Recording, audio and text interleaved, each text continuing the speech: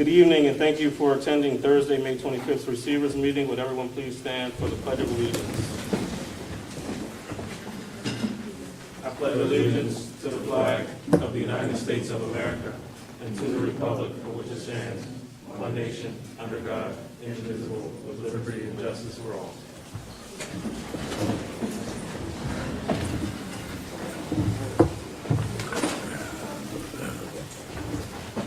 The school board and myself did meet an executive session this evening at 5 o'clock to discuss personnel and legal matters.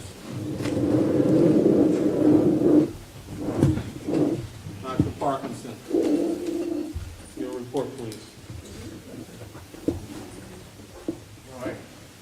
Good evening, everyone. Good evening, school board directors, community, student board rep. I want to bring you our superintendent's report.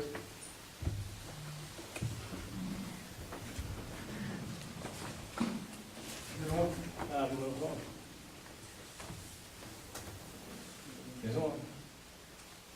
Can you just advance the next slide, please?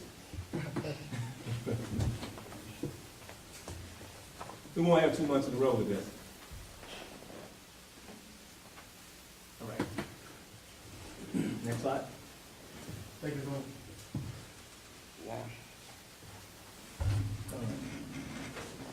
So first, I want to say thank you publicly to Harris of Philadelphia, who provided an $8,000 grant to the Chester Upland School District. As many of you are aware, some are aware, last year we had planned on our marketing class taking a trip abroad to Belize. Unfortunately, as we were trying to raise the money to make that happen, we fell short. So we were looking to plan this trip again this coming school year. So we've had some information meetings for our students. And we're looking at other places other than Belize as well. But our goal is to get our students abroad, to provide them with some of these experiences that many other students throughout the Commonwealth receive. So our goal is to make this happen. So we've had some information sessions about this. This $8,000 is a great start for this opportunity for our students.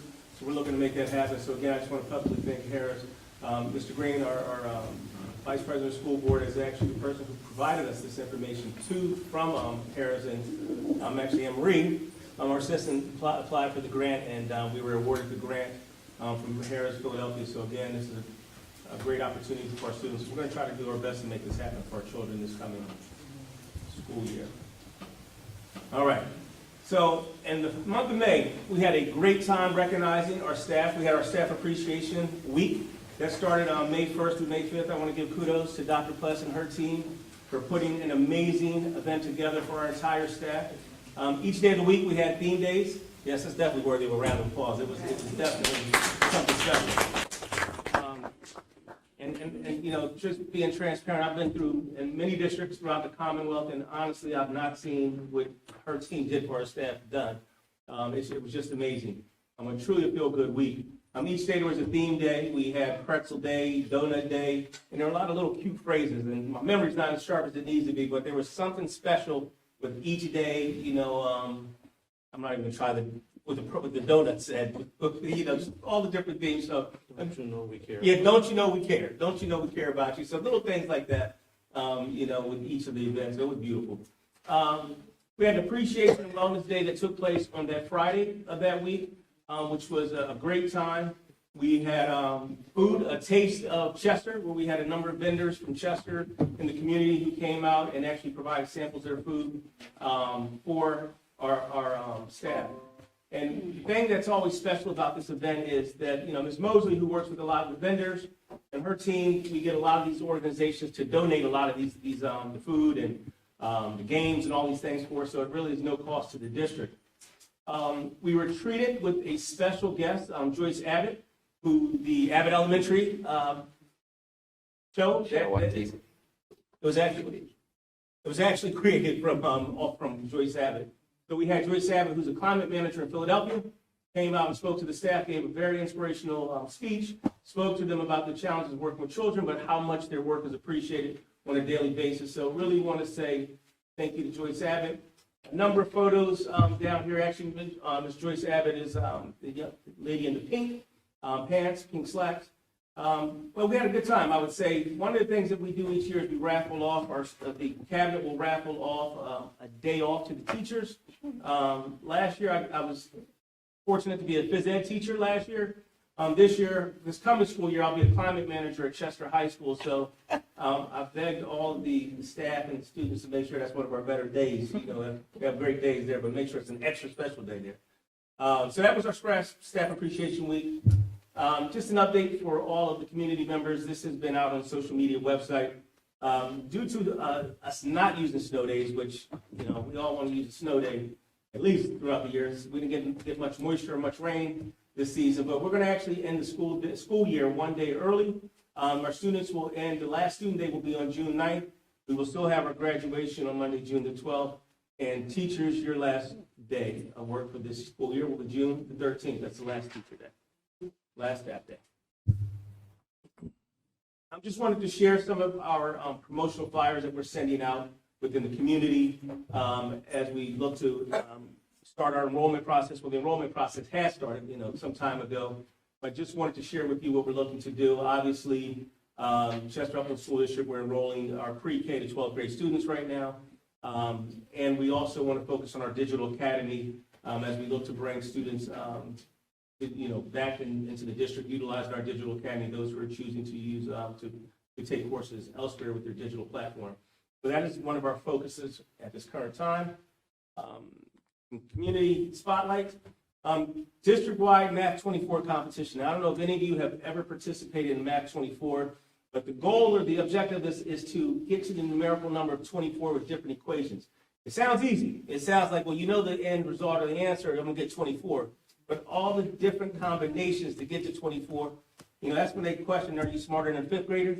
Sometimes as I'm sitting here trying to go through these Math 24 equations, you know, you're questioning yourself. But a great time for our students. District-wide Math 24 competition was a great time for our students, and really want to thank all those who supported in putting that together. Decision Day.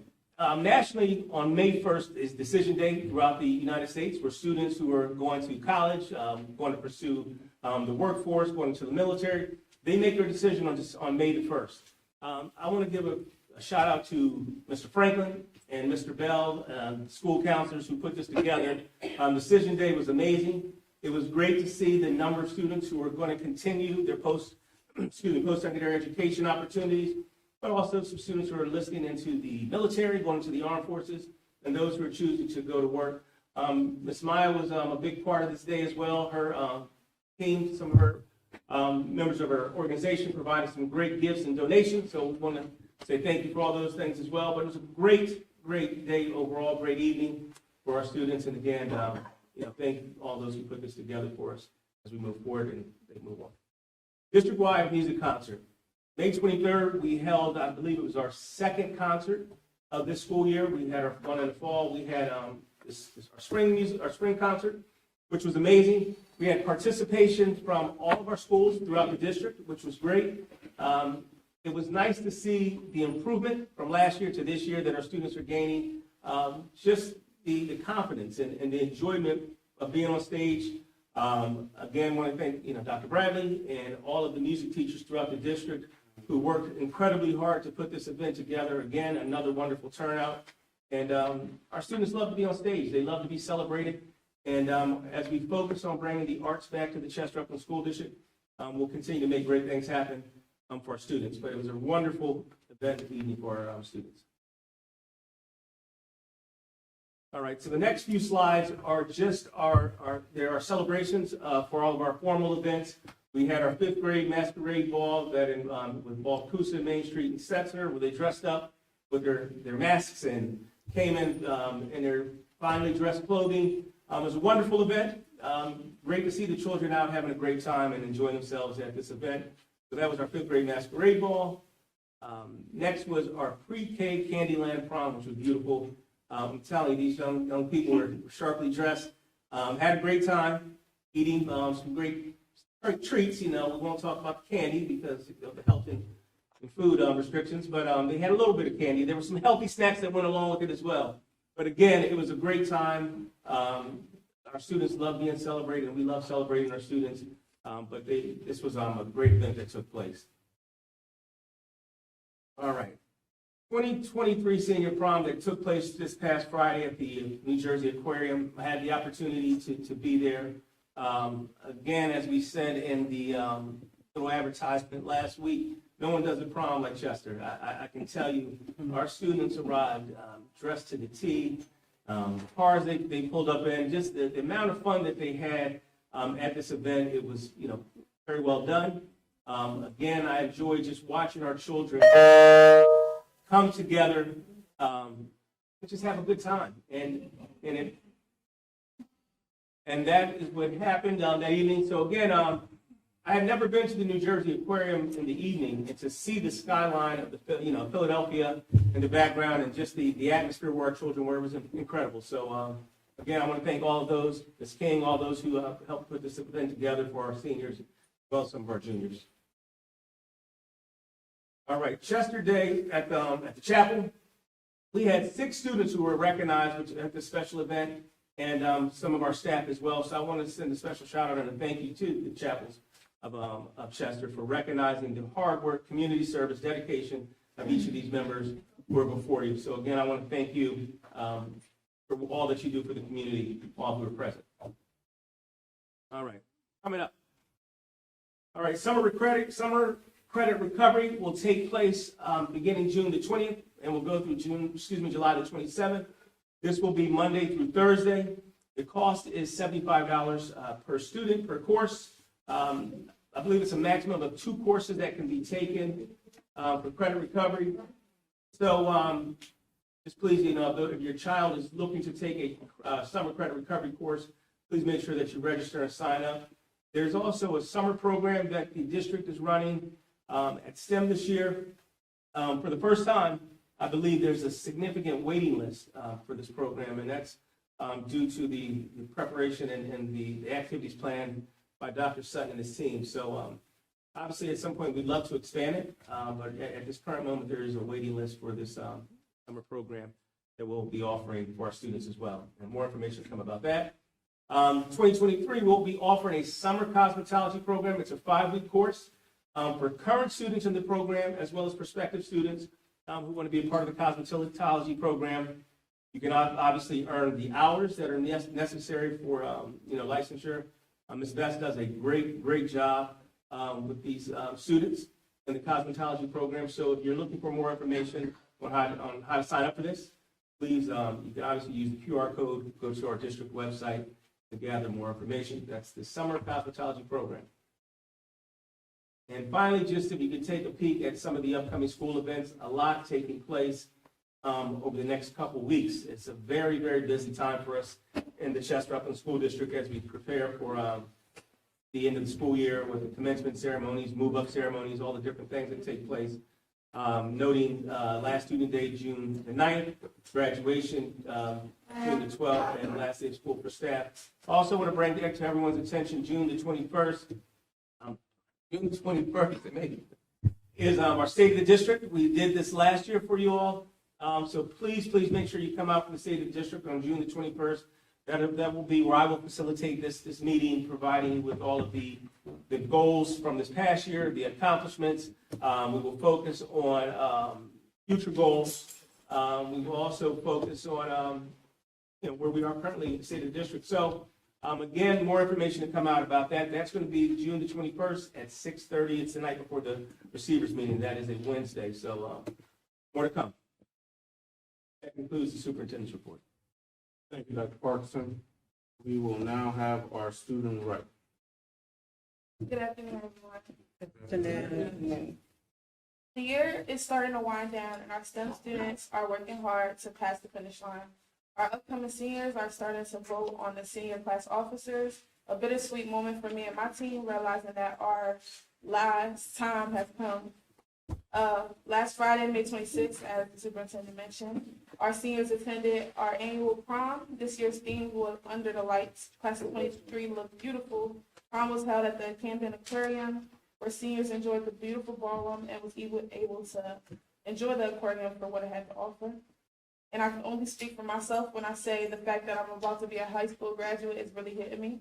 Next week, seniors will enjoy our senior week, including our class trip, class day, field day, and much more. Being on the school board has truly been an honor, and I can't wait to see what my future has in store for me and what y'all have planned for the upcoming.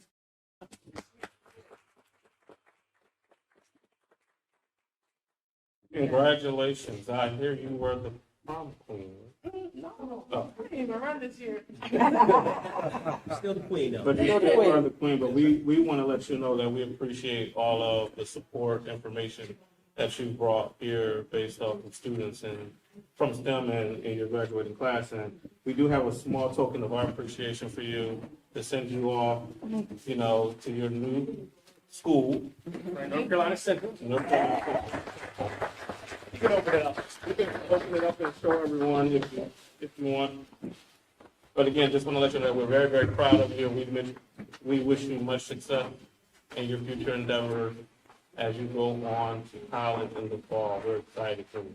So you can come down to your new school from your high school with your sweatshirt.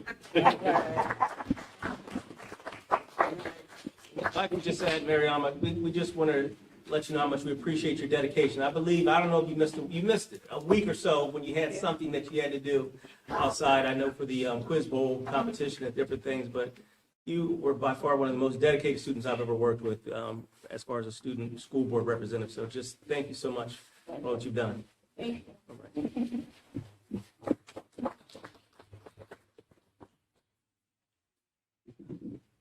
All right, we will now move on to presentations. Ms. Mosley, our business administrator, will be presenting the preliminary budget for 2023, 2024.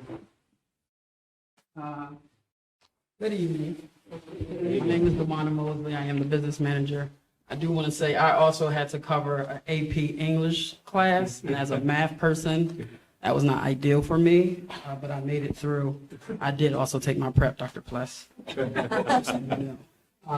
So as Receiver said, today I'm going to be presenting the proposed 23-24 budget. Here's the agenda for today. First, we're going to highlight the 23 fiscal priorities that went into creating the 22-23 budget.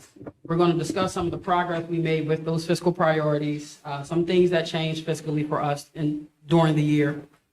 The proposed millage rate, the proposed revenues. I also will explain what changed at each level of those revenue sources, which is state, local, state, and federal. And then also the strategies that went into creating the 2024 budget and also prioritizing the fiscal responsibility for 24. We did weigh the pros and cons of why we had to budget those things and why they were high on our list. And then I'm also going to present the proposed expenditures for 24. So this slide is directly from the presentation from last year. These were the 5 goals that we prioritized going into this fiscal year. We wanted to create a budget that was realistic and had all of the debt, the district's debt obligations and expenditures. Focus on controlling costs. We tried to implement as many contracts or expenses that the district has been paying to create contracts with vendors so we can kind of control the narrative of what the cost will be from including this year and years to come. And also increase our internal controls. Prioritize expenditures based off cash flow and effective measures. So again, what are our most expensive expenditures? When do they occur? Knowing a district that's heavily funded by state subsidies, which are very specific. We receive those every 2 months. Prioritizing our expenditures when we know we have, I don't want to necessarily say have extra income, but when we know we have a higher fluctuation of income, and also preparing ourselves for those months where we don't have any significant revenue.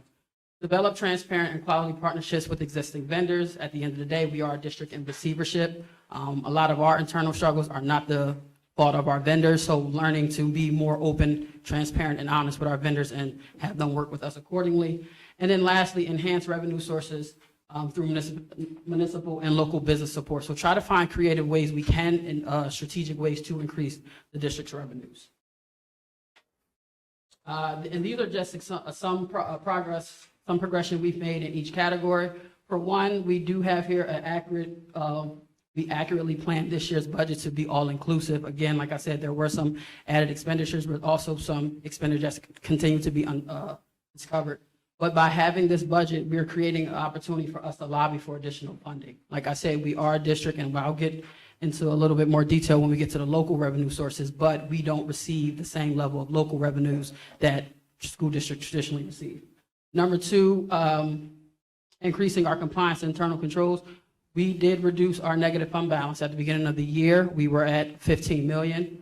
As it stands right now, we're projecting that to be at 9.4. So we did shave about $6 million off our negative fund balance, which is also equal to about 35 to 40%.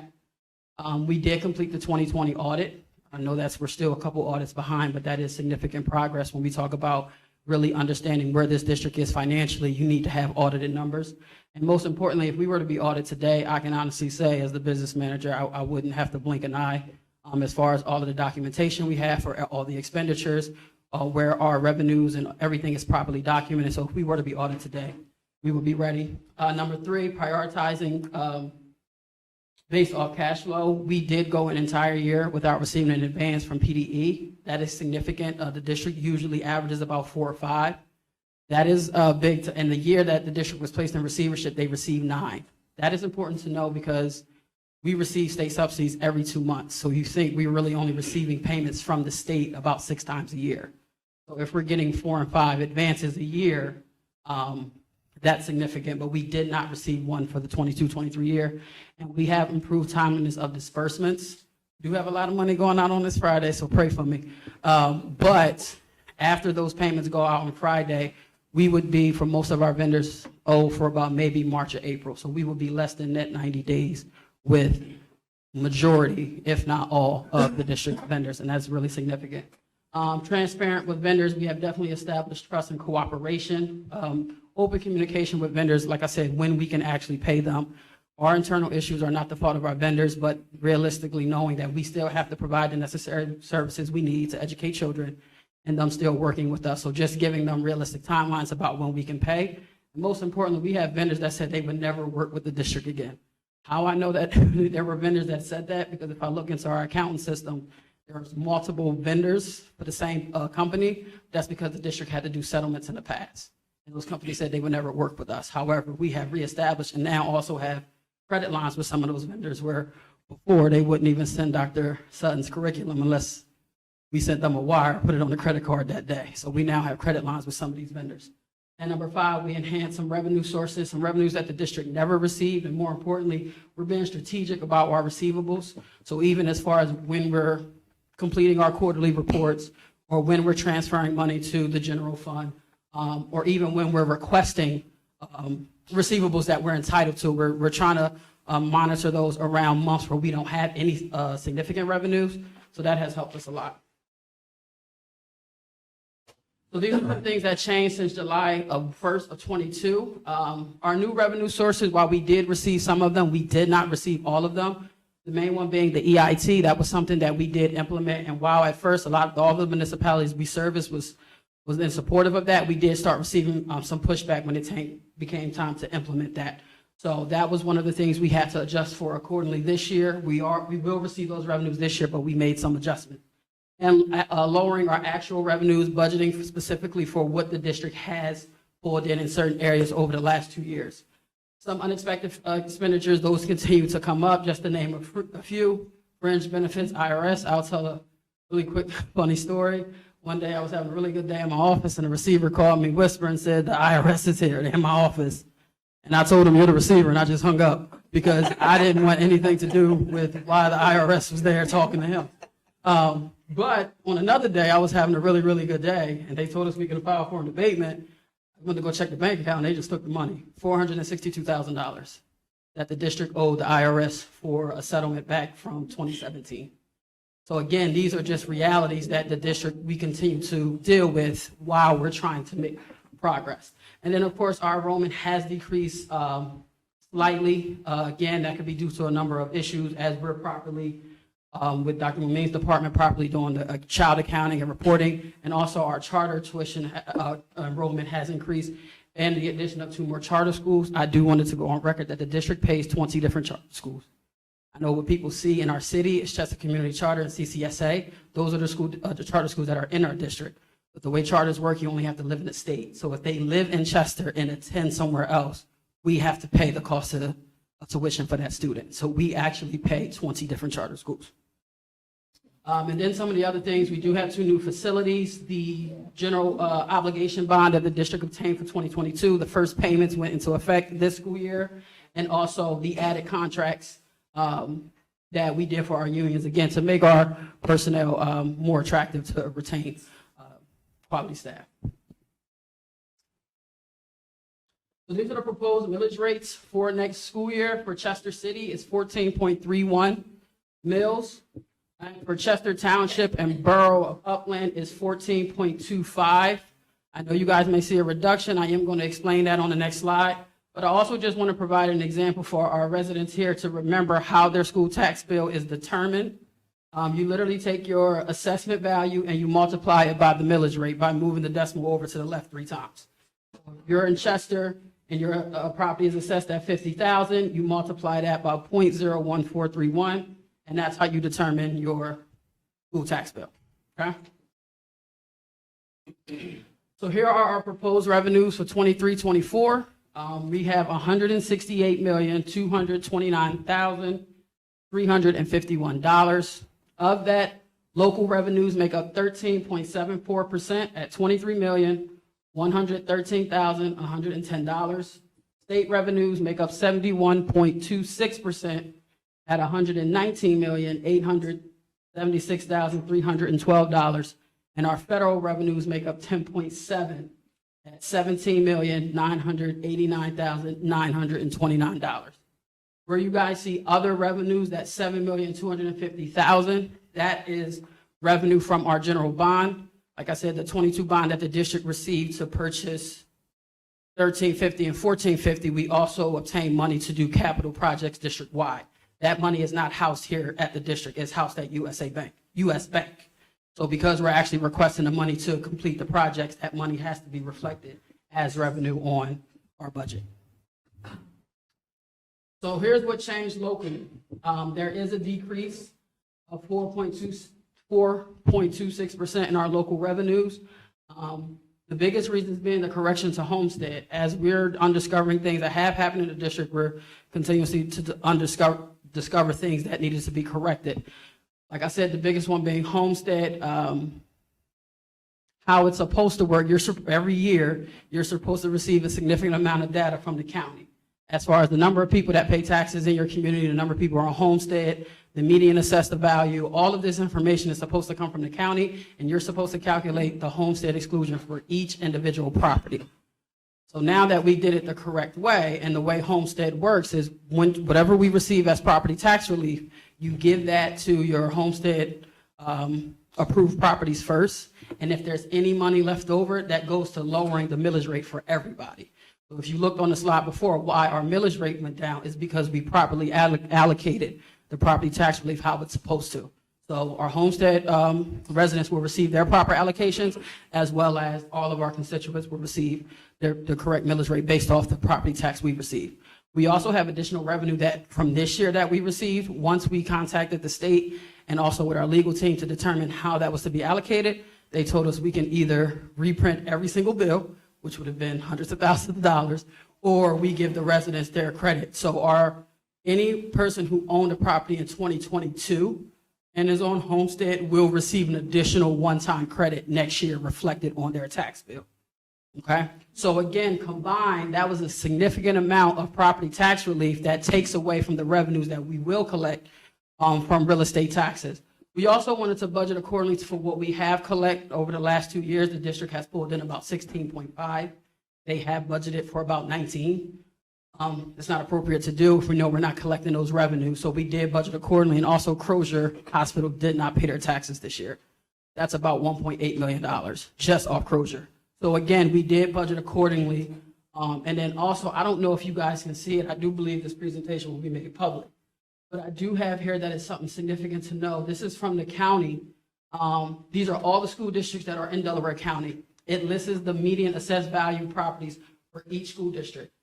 If you look at it, like I said, we'll make it public. I know it's hard to read. Chester's homestead value is $56,030. The next lowest property is Southeast Delco at $104,000. So Chester's average property value is half of the next lowest school district. The reason that's significant to know, like I said, school districts are mostly funded by local taxes. So if I was to take our millage rate that I showed you guys and multiply it by that number, it's about $800. If I take that exact same millage rate and multiply it by Radnor, which is the most expensive, it's $8,000.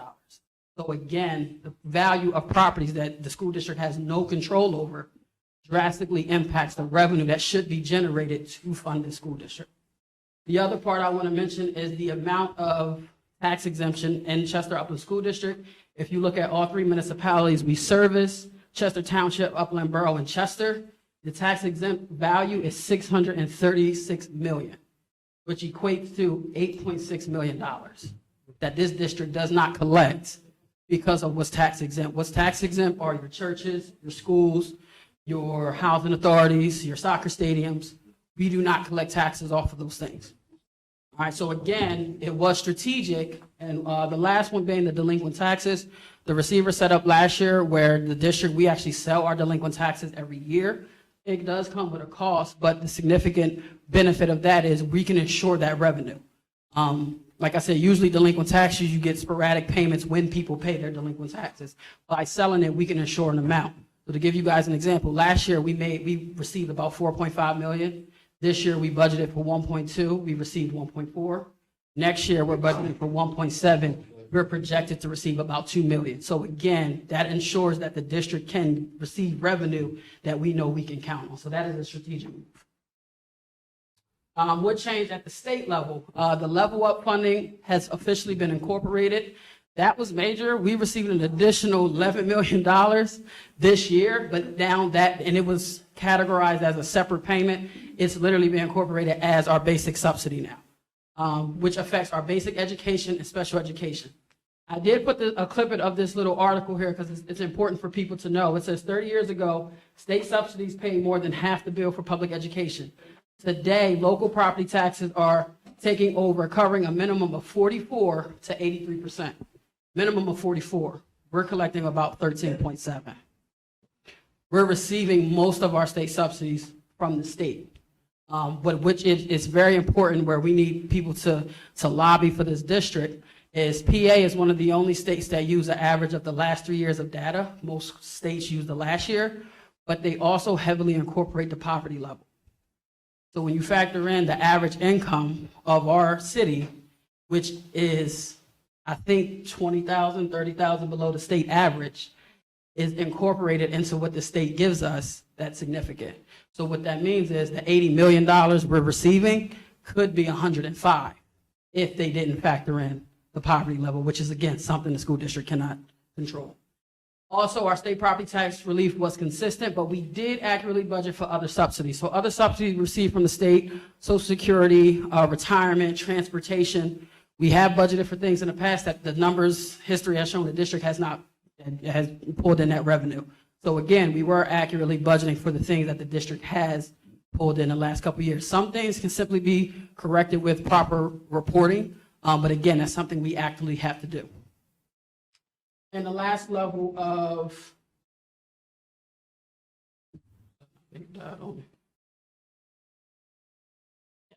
last is federal.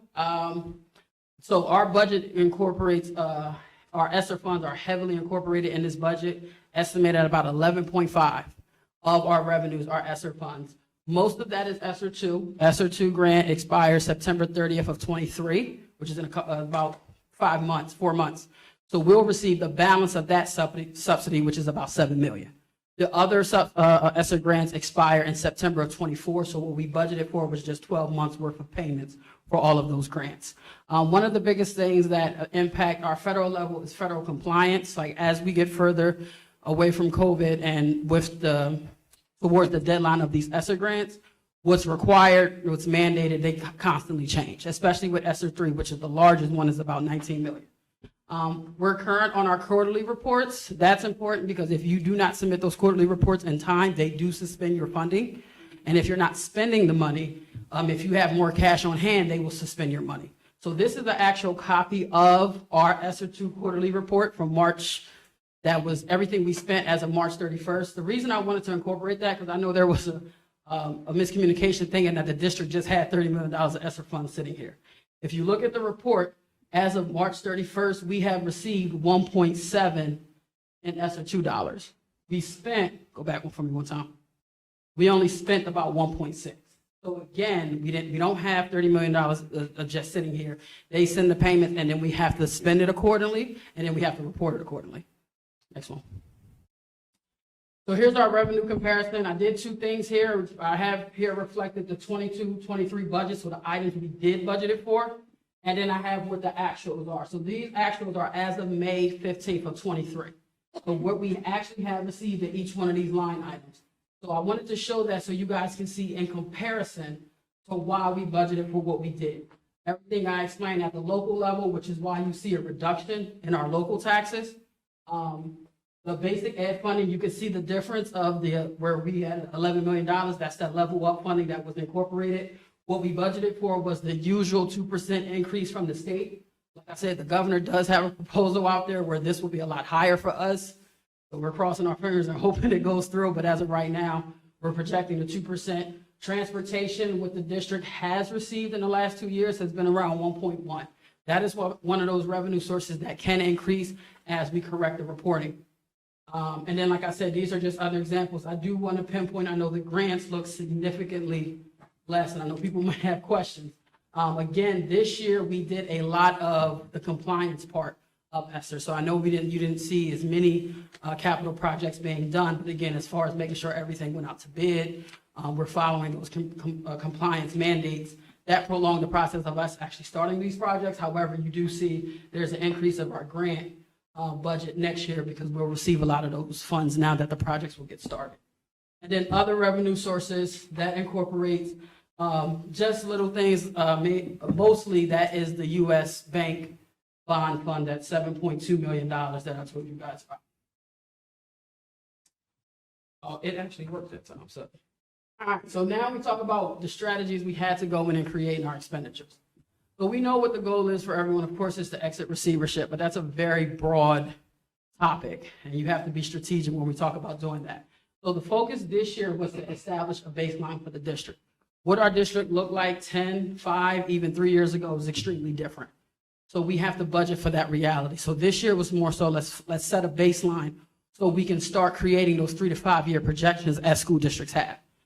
So the plan was we had to create an assertive budget. I had a conversation with the receiver and the superintendent in January, and it was a recommendation, but I said I didn't think it was fair for us to sit down and have conversations with principals saying, hey, what's your wish list? Like, what do you want to add to your building?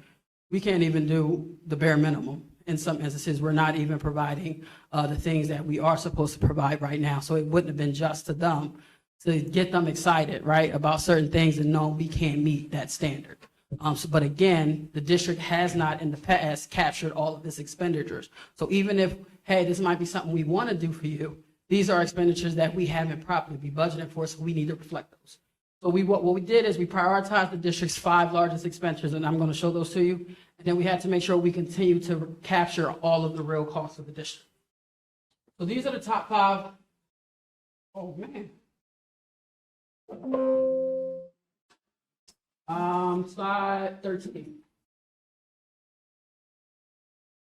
So these are the top expenditures for the district: charter tuition, personnel, debt service, special education, and transportation. Like I said, we actually weighed all the pros and cons on why we need to prioritize these and what's the benefits if we do or don't pay them. Number one is being charter tuition. For one, it's a requirement for us to exit receivership. We have to pay the charters on time. We have to pay them directly. It also benefits us paying them directly. The district every year completes what's called a 363 form. That determines the tuition rate. However, if we do not pay them, the charter schools have legal right to contact the state and say, this is what we think it costs to educate a child, which means it could be higher than what we determine. So again, that will fluctuate our costs.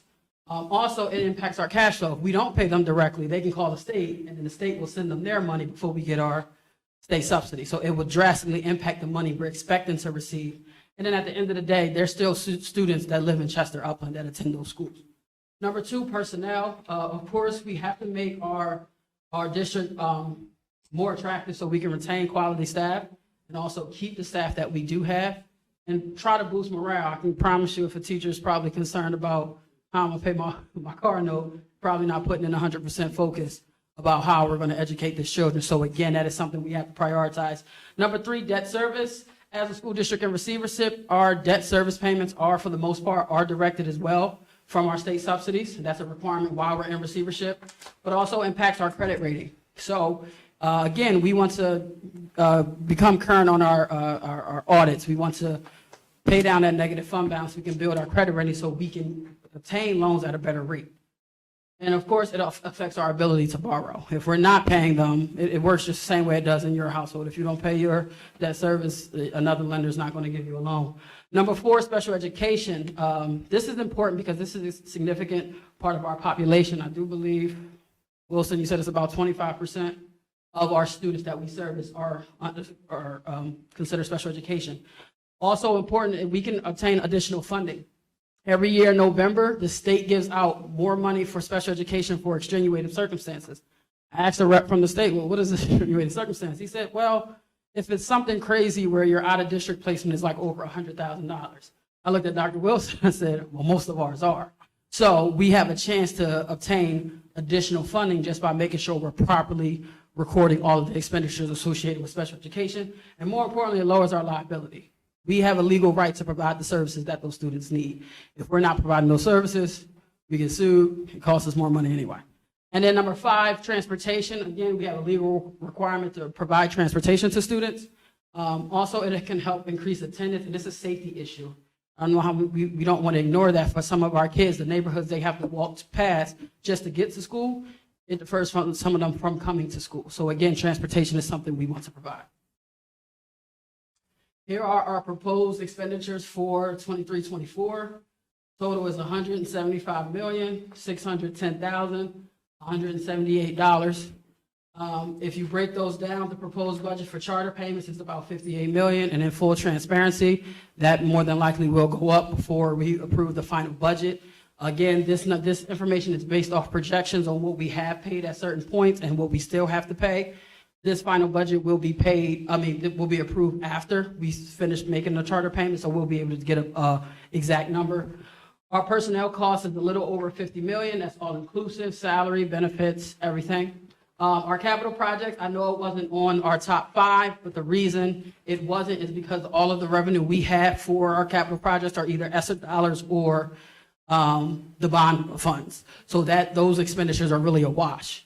Our debt service is about 12.3, special education is 12.5, transportation is 5.2, and one of the biggest things to notice is our past due obligations. The receiver has requested this budget includes us addressing past due obligations. Again, if we're trying to get out of receivership, we cannot just continue to address our current bills knowing the district historically has outstanding balances. And then the other expenditures is everything else outside of those categories. So just to give you guys, those are like our supplies, operation costs, IT, insurances, all those other things. Here's a comparison of 22-23.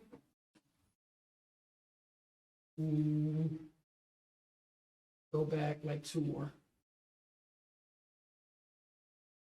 Here are our comparisons from 22-23, and then we also have our actual. So if you look at our 22-23 budget and then our 23-24, where that changes, that's the percentage of an increase.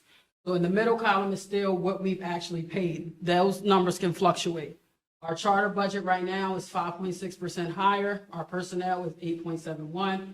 Our capital projects, again, I will explain that what we budgeted for. Once we did the compliance piece, that's really what this year was. So we didn't actually pay for a lot of the capital projects. That's why you see that number is higher. Those projects will actually be paid and completed in 23-24. Debt service is really the same. On a big standpoint is to look at the special education.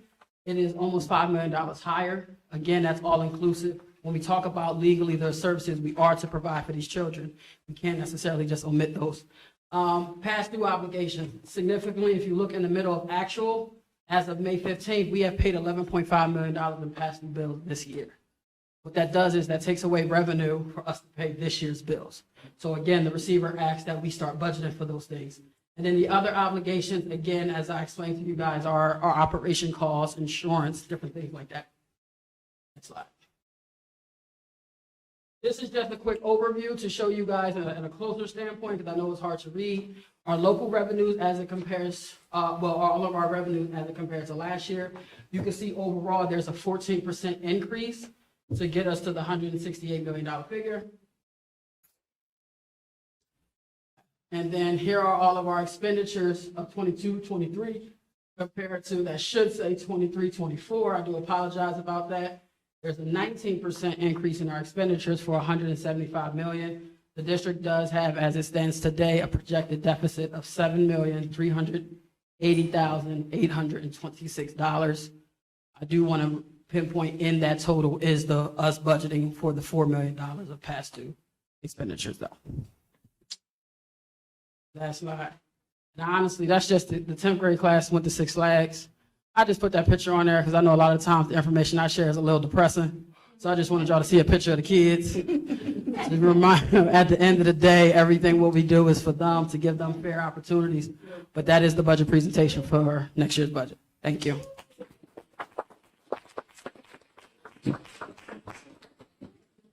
Thank you, Ms. Mosley, for that presentation. I have to say, going through the process and reviewing old budgets and presentations, this is the most realistic budget that Chester Upland School District that I can see has had. It's the most transparent presentation, and I think has been presented to the public, and it gives everyone a true understanding of where we stand. We still have work to do. Of course, by June 21st, we have to pass a balanced budget, and right now you see $7.3 million. We have to make some sacrifices to get what we need to get to pass a legally a balanced budget, but this is our reality. This is our reality. Any more presentations? I think we got pushed back. Okay. All right, at this time, we will have a approval of the minutes from the previous meeting on April 27th, 2023.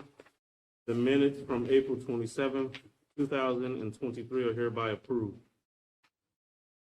We will move on to public comment on action items only. Ms. Williams, you have the sign-in sheet. Action items only. You can step to the microphone, state your name and address for the record, and you will have 3 minutes to do, well, it's dialogue on this part.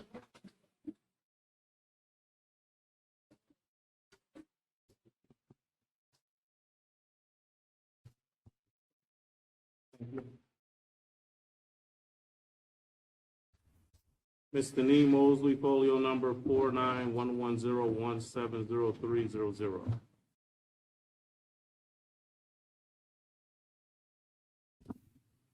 Good evening. Is the budget presentation an agenda item, or would that be public comment? That's public comment. Okay. My first question is on my item B1.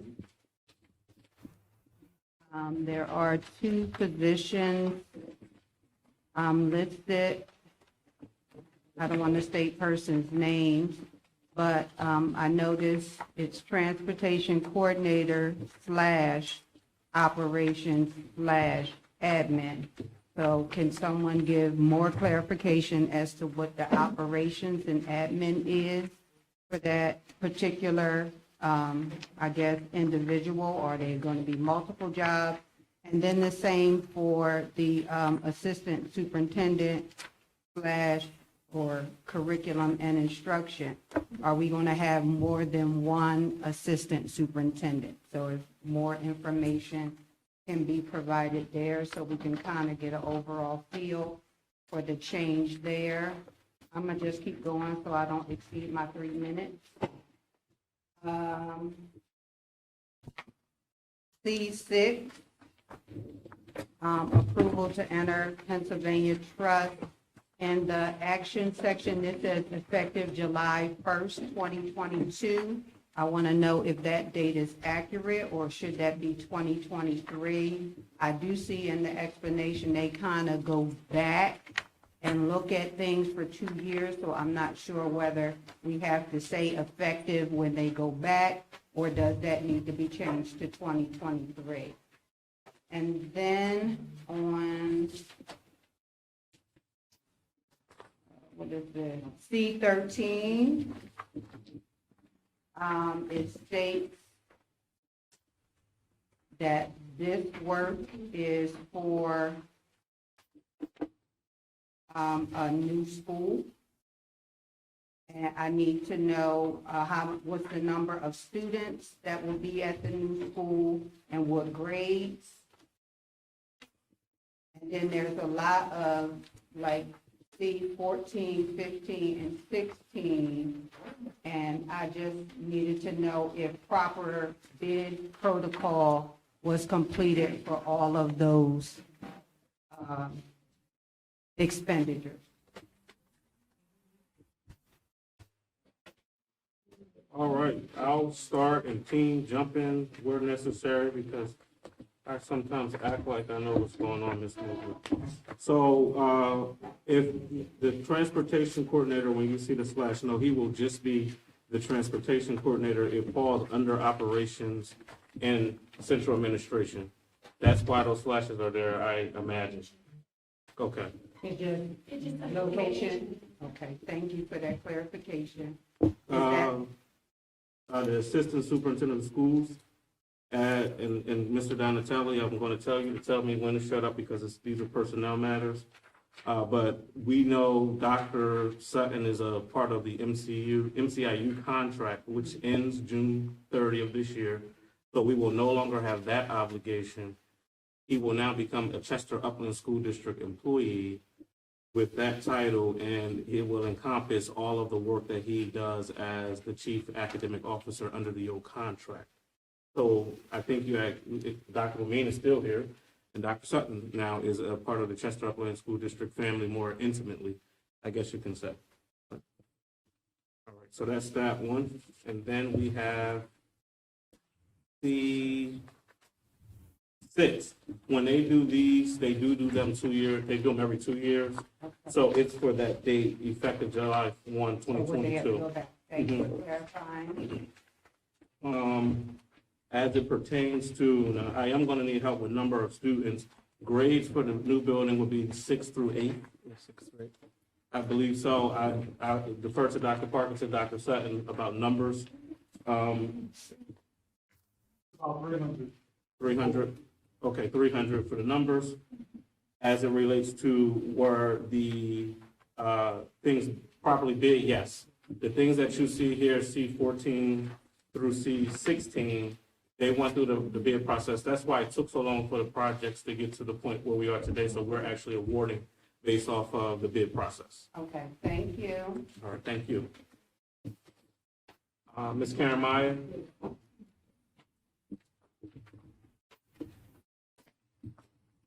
Good evening. Good evening. A1, so we have a total of 354 students that are graduating.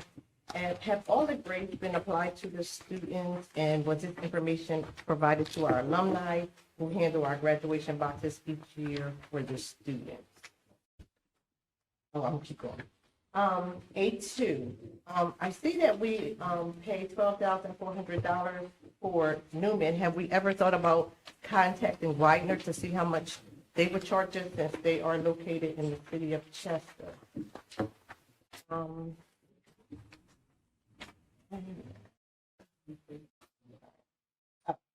did have the same question that Ms. Rosie had regarding, are we going to have more than one assistant superintendent in the school? Because I'm not sure, have we ever had 2 before? We actually, I look back, we had 3 at one point, and then we Really? did have 2. We did actually, 3 assistant superintendents. Now, that's probably, of course, when I was here, and there were probably 5,000 students, but we had 3. Okay, I was just questioning because of the number of students we have. I don't think we need that many, but okay. C10, so we are finally getting installed a new PA system in Chester High School. So that was a good thing. And I also had the same questions regarding the projects that are being done in the schools. I'm C13, 14, 15, and 16. And I see that we're doing a lot of work in 1350. So I did question why we're doing so much work in 1350 when we have so many schools that need a lot of work. I think that's basically it for me. Okay. I don't know if the names have been provided to the Alumni Association as of this date. I would imagine you guys work with the counselors or? Counselor and building administrators. Okay. I don't think we allocated for that, but okay. Okay. So, Yeah, we'll follow up with that one. Your other question? About Relate- Widener and Newman, because we're paying Newman so much money. Have we ever talked to Widener at all to see if we can get any kind of a discount that they would work with us? We had conversation with Widener University, the building principals, they lead the charge for graduation, this was their decision. They have a $20,000 budget, they use it at their discretion to, put graduation on. Central administration doesn't have any involvement in graduation. And I think we answered, you said your other question, and you had said one other thing related to, I asked a question regarding. well, C10. Mhm. Let me get the C10. Chester. That gave was you just a kudos. comment, right? Yes. That was just a comment. Yes. And again, Ms. Mosley mentioned it briefly in her presentation, going through just the appropriate process. So we had to go through the appropriate bid process to get to this point. So now, yes, it will be resolved, the PA system at Chester High School. Okay. Thank you. Thank you. A1 was about the list, right? The alumni list for the alumni? That was about how many students were graduating, 350. Yes.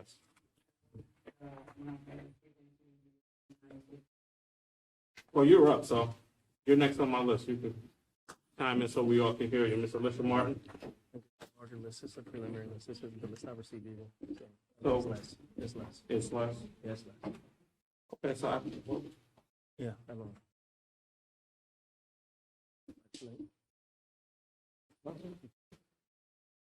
Hello, Alicia Martin.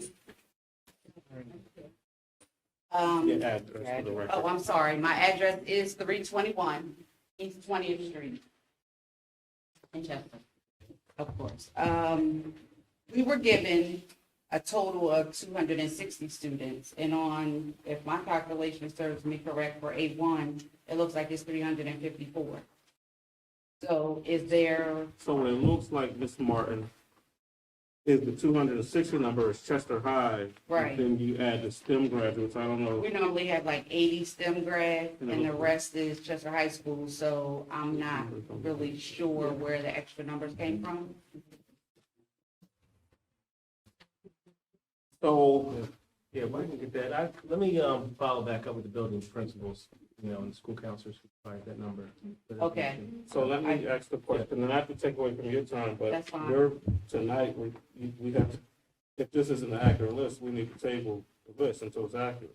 We can have a meeting. But this is a preliminary list, so what would happen with You this? have to do it before they graduate, I would assume. Yeah, so that's what you want to do to approve the graduates. So some of these students will potentially come off at the, it's 11th hour at times where you go and you're calculating grades.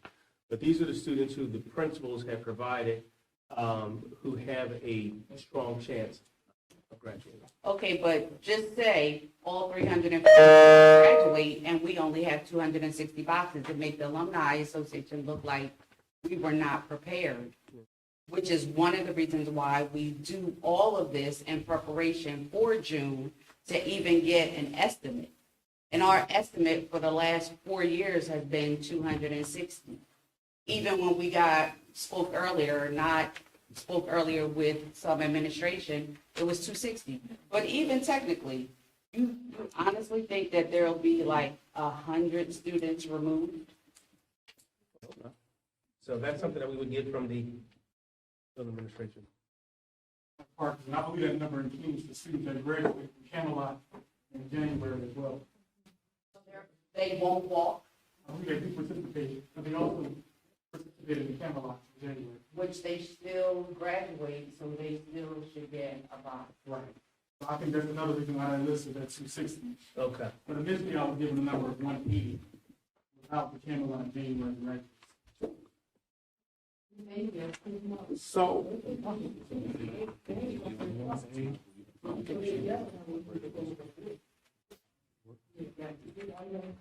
the numbers don't even add up. 1 through 11, right?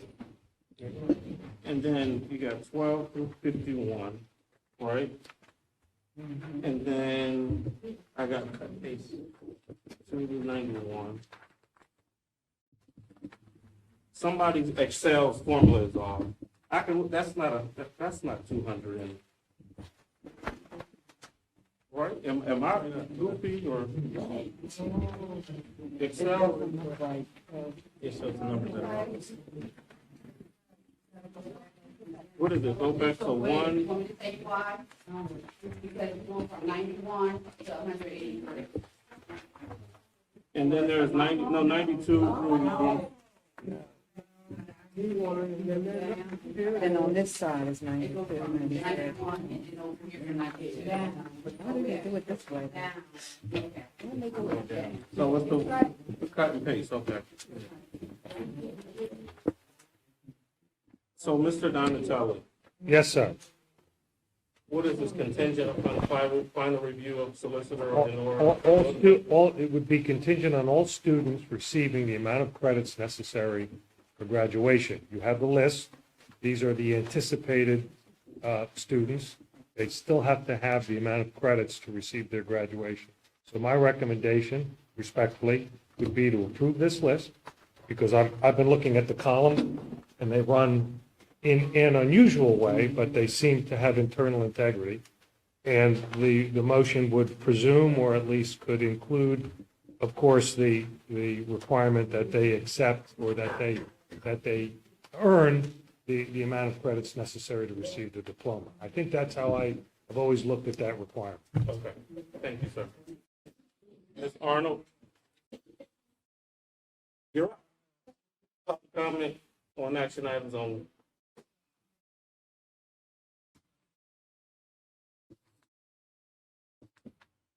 Good evening and thank you. This is for items on the agenda, is that correct? Correct. My first is C7. Whenever we Could you get state your address your name and address for the record, please? Jean Arnold, 2601 McCary Street. Thank you. Thank you. When we address these items, could we have a more detailed explanation for C7? For C8, my question is, can our students get involved perhaps in internships or somehow have some meaningful learning experiences from this activity we're doing with the buildings, et cetera, for C8? And for C13, the new construction, we have asked at some point in the past for a plan to be explained to the community about what is in the works for 1350. We asked for a model to be provided for us to sort of help us understand what this is about, and a more thorough explanation of the bond that was floated for $30 million so that the community will know more about what we're doing. And so I'm asking if we could still do that as we move forward, please, because we haven't seen that information yet. Then on E9, we have a list of updates for our district, and could we have a little bit of a discussion or explanation about E9, which talks about lesson plans, E16, the gifted program, 19, which is independent study, 25, which is alternative education, 26, which is adult education. We have a policy, what have you, for homework, which is number 28. And then we have something of a policy apparently for charter schools, 32. It would be helpful for us tonight if we could hear a little bit more about what those policies are so that we would be informed. I think those are my items for agenda issues. Thank you, Ms. Arnold.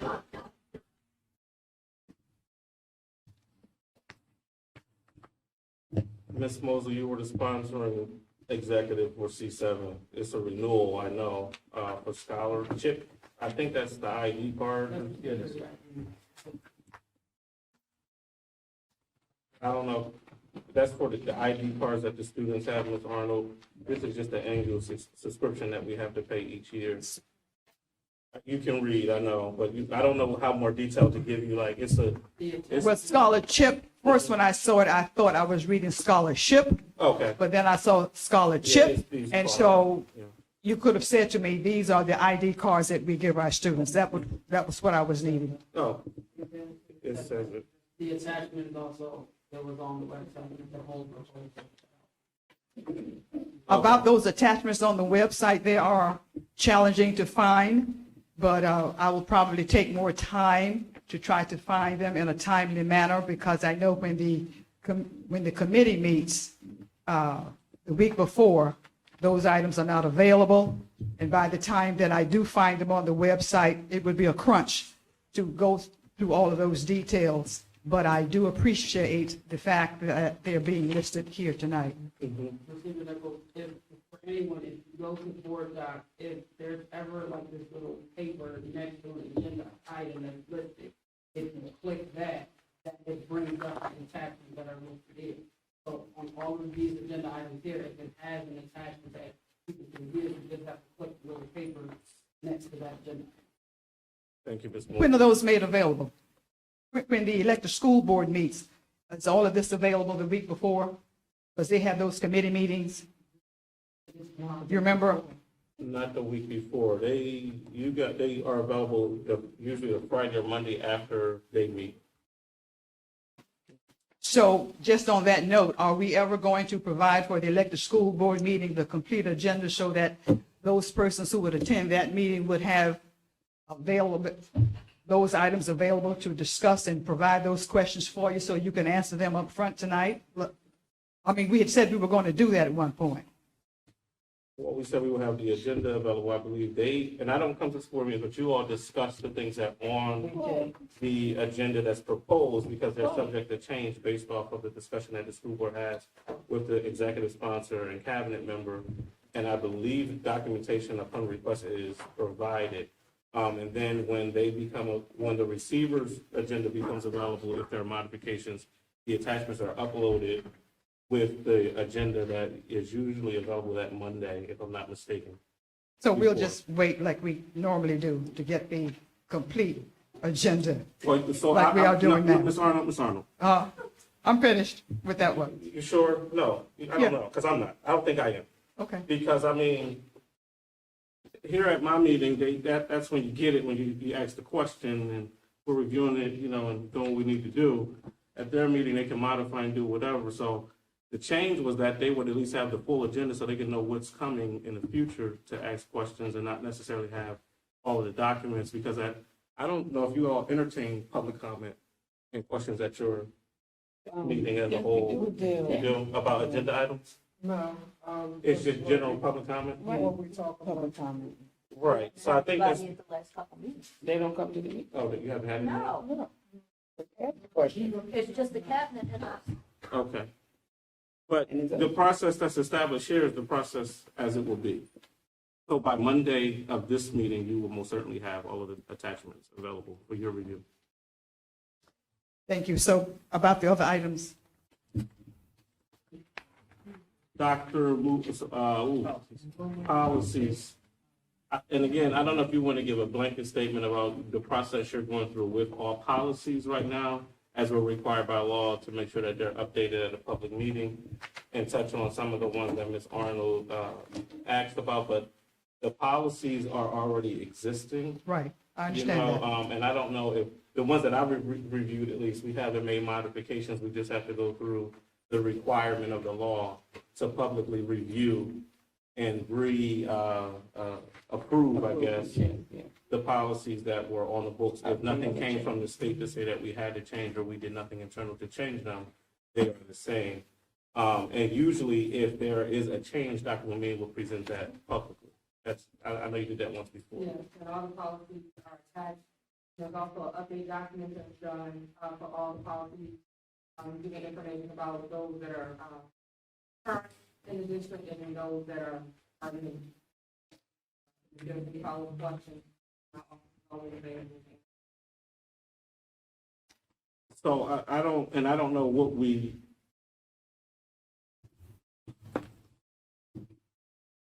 Yeah. You know the, Yes, you said grade out there. I saw that. That indicates to me that they're actually. I saw that tonight while I was sitting here, yes. And they will, Yes, I had someone give me a copy earlier today.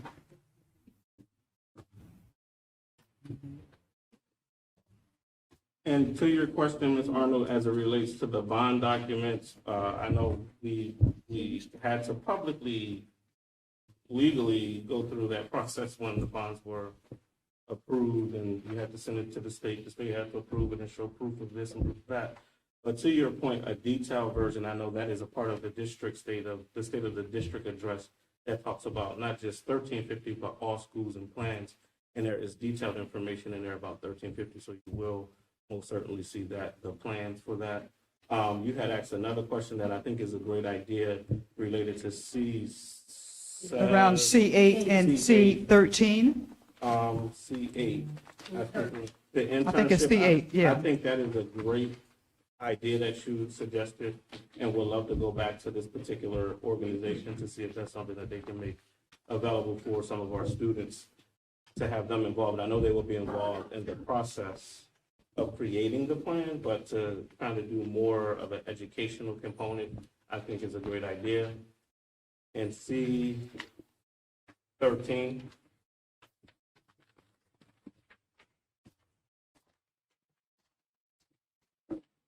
This is capital bond, this is for 1350?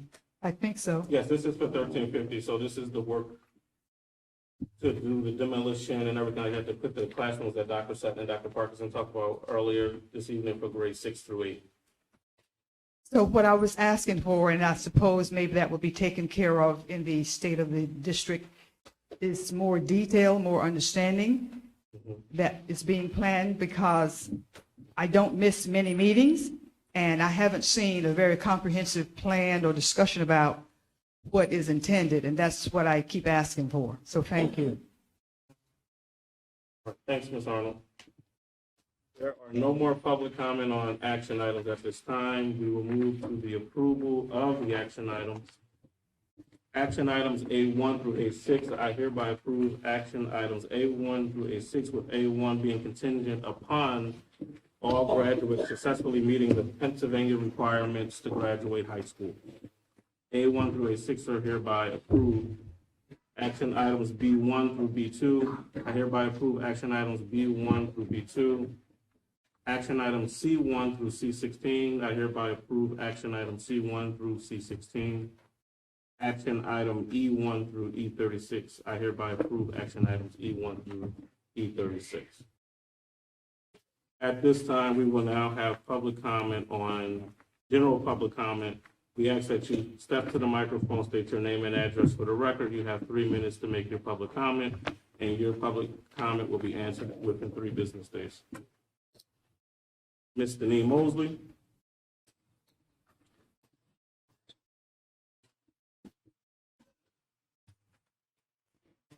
Denise Mosey, and my folio number was listed. Do you want to read it off? No, we have for the All record. right, I just have a statement. I read the response to my question about if proper protocol was followed in regards to a RFP on a payment to a contractor for $270,000, and basically the response posted stated that the attorney advised the superintendent that it was not necessary. I looked up the PDE procurement regulations, and I beg to differ. Ultimately, the buck stops with the superintendent, so regardless of what is recommended as the leader of the district, we should be ensuring that proper protocol is followed. The responses stated the district was still awaiting the contract, which was stated to be a reviewable item at the time of the last meeting, but it did not exist, which means we executed payment ahead of receiving the contract, which is not a responsible practice. Also, if there was no clear explanation at the time of the meeting by the superintendent, then the item should not have been moved to a vote. The reason for my concern about this is because it appears that we're rushing to begin new work in the new administration building where there are no children currently enrolled, and when I have been asking for almost a year when our major projects beginning in school buildings where we currently have children and staff, after watching schools be closed down for inadequate air conditioning or heat. These types of decisions are not for the betterment of our children, and I feel that independent decision-making should be monitored because these decisions keep proving detrimental to the district. I have been supportive of this leadership, and I lend my strength by volunteering and serving, but my support has greatly diminished as I continue to witness grave errors in decision-making. It was stated very early on by this leadership that if sustainable progress was not being made, that they could be held accountable, and I feel that it's time to do so. Chester Upland School District needs a strong visionary leader who can move academics and learning, galvanize and energize the staff, and ensure sound financial decisions are made, as well as due diligence to ensure required protocols are followed at all levels. I don't feel that we've experienced this level of growth, and I feel that we need to consider some serious determinations that need to be made to allow recourse to identify such a leader, one who has proven experience, viable solutions, credible decision-making, leads by example, and can unite the district. A leader who is collaborative and welcomes the community and sees the value of an advisory committee. I ask that we not waste another year without experiencing measurable progress and clear direction. We cannot allow decisions to continue to be made that financially strap the district and have no clear indication of the direction the district is headed. Receiver Nichols and the elected school board. I I ask apologize. that, I'm done. Okay, thank you. I ask that you look for immediate and viable solutions because time is of the essence.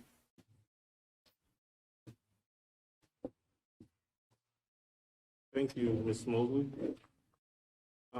Ms. Karen Meyer.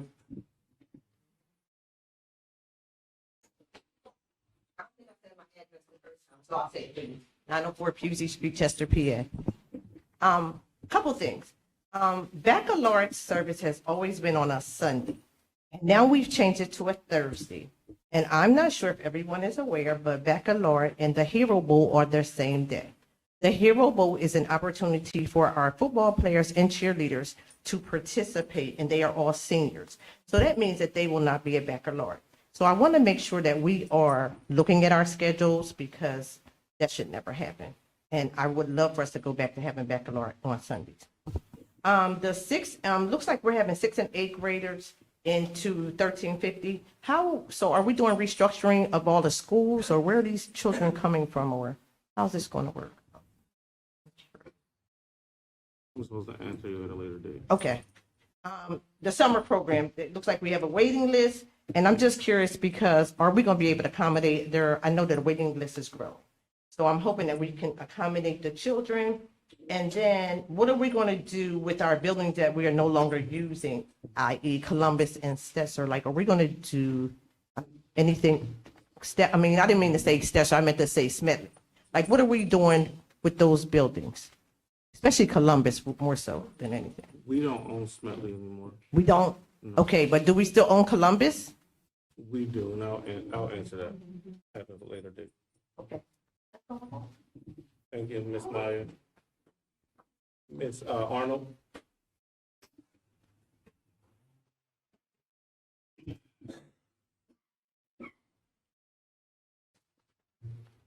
Jean Arnold, 2601 McCary Street. One item, Mass Insight Report. We have done the survey, and we have been promised a complete review of it, and we have not seen that yet. I just wanted to bring that to I know you already know it, but what I want to say is we are still waiting to see the results of the Mass Insight Report. I'm still advocating for us to hire a special ed director. I've already talked about why we need somebody individually to carry on those responsibilities. I don't think we have one now. I'm hoping that the updated organizational chart would show that, but I'm still advocating for that position. Also, when we do our state of the district, I'm asking that we consider doing a report card for the district. I asked for that before. Students have report cards, and it would seem encouraging to me if the district had a report card and would say we are all in like our students to show how we are progressing, et cetera, on various items. And for maintenance. It seems to me that we have reduced the number of persons working as maintenance persons in our buildings. And for what I'm understanding, the number is too small. Two people, for example, cannot take care of a building totally. So I'm asking if we can consider increasing maintenance staff so that our buildings can be managed better. And just this idea of transparency.